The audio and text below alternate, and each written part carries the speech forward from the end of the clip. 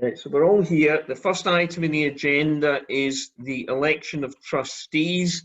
We've got 3 trustees standing down on a rota basis this year, which I think are Caroline, Claire. Who else? Who was the third one standing down? Me, Caroline, and Claire. Claire. Now, Claire, I can hear you in the background there, Claire, but you're really unclear. So Claire has said she's not wishing to stand again. We have to thank Claire for all the years that she's been. I mean, she goes back to before the present structure of SCA. So she's done her time. She's paid her dues. So I think you're due a wee rest now, Claire. Thank you very much for all your input over the years. So I hope you're not riddled with guilt standing. Thanks, Bruce. I've really enjoyed it. Good, that's good.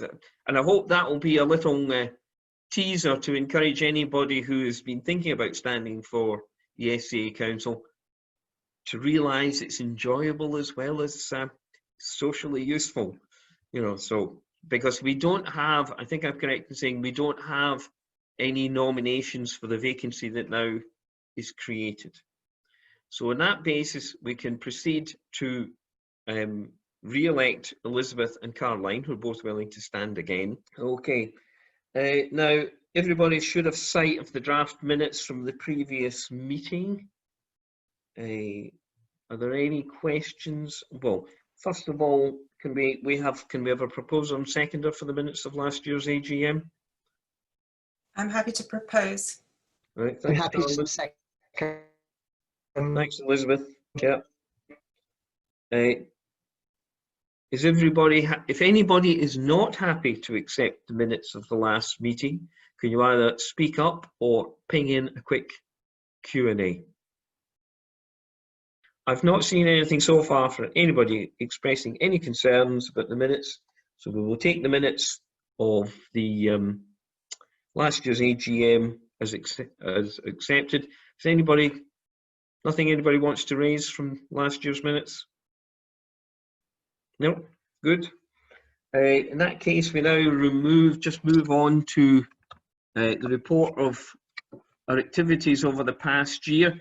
You'll all have seen the attached copy with the papers of the annual report. If anybody wants a hard copy of the annual report, they can get it from the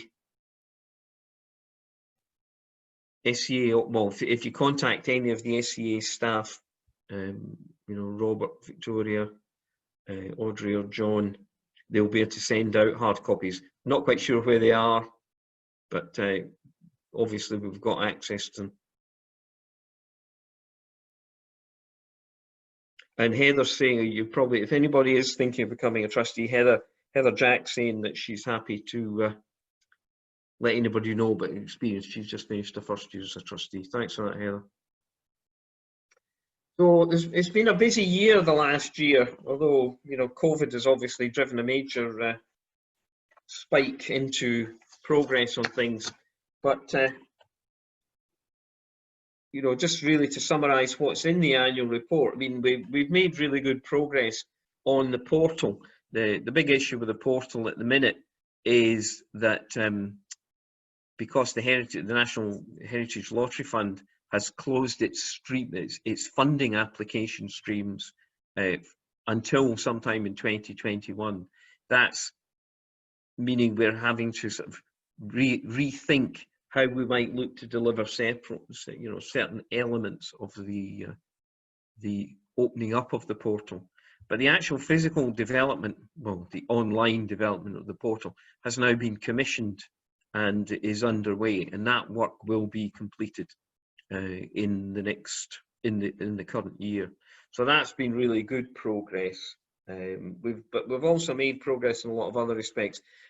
Obviously, the collecting policy, you know, the collecting framework that we've been talking about in the webinar, at the start of the webinar, Carolyn. So Carolyn's now taken over as convener of the collections policy group from Irene, who was the previous convener of that.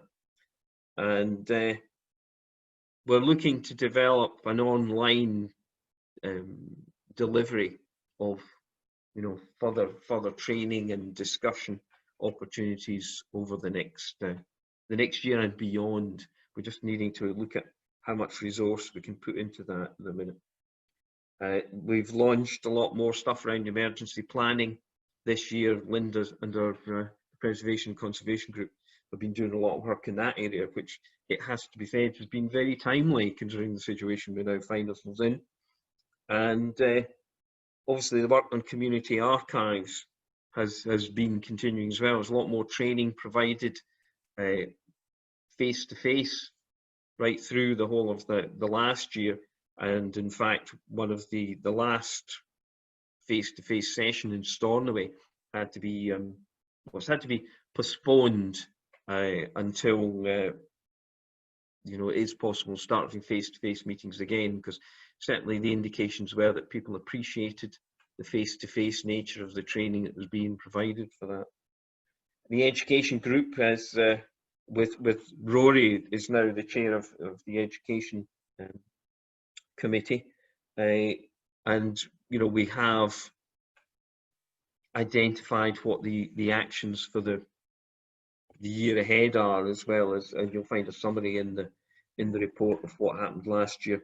And we've also been looking to start developing you know, the need for better advocacy. They've maybe not made as strong a start on that as we would like, but now action learning sets have been, there's going to be one more focused on the archive end of things and one more on the records management end of things. And you know, we're hoping that that will produce an initial way of helping skill up practitioners within the sector to be more confident advocates, which is really one of the key stages. And the only other thing I would mention is that we now actually have a specifically Scottish pot of money for manuscript conservation, which is to a large degree down to Linda. So thank you for that, Linda. I think it's a really welcome development. This is done in conjunction with the National Manuscripts Conservation Fund, and we already have several applications under consideration on that front. More internally, we now have a management committee in place, and Elizabeth chairs that, and that Elizabeth through that has been reviewing the policies and the operational approach of SCA, just to make sure we're not falling behind on things, or we have gaps in the way we're working. And to the trustees meeting just earlier this week, we agreed to actually carry out an internal audit of our equality and diversity and inclusion approach and policies, to see, you know, what we need to be doing to make sure we're not falling behind in any of those respects. That's really all I want to say. If there's any questions, if anybody pops one up or flags it up. Everybody happy? No hands waving? Right. In that case, we're on to the annual accounts. Has everybody got the annual accounts or sight of the annual accounts? John, do you want to say anything on the annual accounts? Yes, thank you, Bruce. So these are the accounts for SCA's activities up until 31st of March 2020. If you have a copy of the accounts in front of you, I recommend that the simplest thing would be to just scroll forward to page 12. So I'll just refer to pages 12 to 15 at the end of the accounts. As you'll see from the accounts, most of our income comes from a Scottish Government grant. We also have additional support. We had additional support last year from the National Records of Scotland towards the Conservation of Manuscripts Fund project that Bruce has mentioned, and that was very welcome. And then we have other income from smaller grants and from delegate ticket sales. And the delegate ticket sales particularly relate to the PRSA conference we ran last May. If you've been reading the accounts, you may notice that they appear to show a substantial surplus for the last financial year, but that is really just down to the fact that the payment of the first quarter of the Scottish Government grant was made in the current financial year, but it was made prior to 31st of March 2020. So it had to show up in last year's accounts, and this is in accordance with current standard accountancy practice. There has been, as always, a certain amount of funds that are carried forward. A lot of those relate to copyright work, which we intend to carry out in the current financial year. You'll see then from the final page of the accounts, actually the final figure on page 15, that the current unrestricted operational funds of SCA sit at 45,559. So trustees 3 years ago made a commitment to reach a target reserve figure so that SCA's sustainability can be improved. And that target figure hasn't quite been reached, but we're certainly on a positive road. So I don't know if anyone's got any questions to ask. I'm happy to answer anything on the accounts. Anybody got any questions? There don't seem to be any questions coming in, Bruce. No. Right, that's good. So we have to formally agree the accounts, I seem to remember. So is everybody happy to accept the accounts? Do we also have to formally agree the reappointment of the auditor?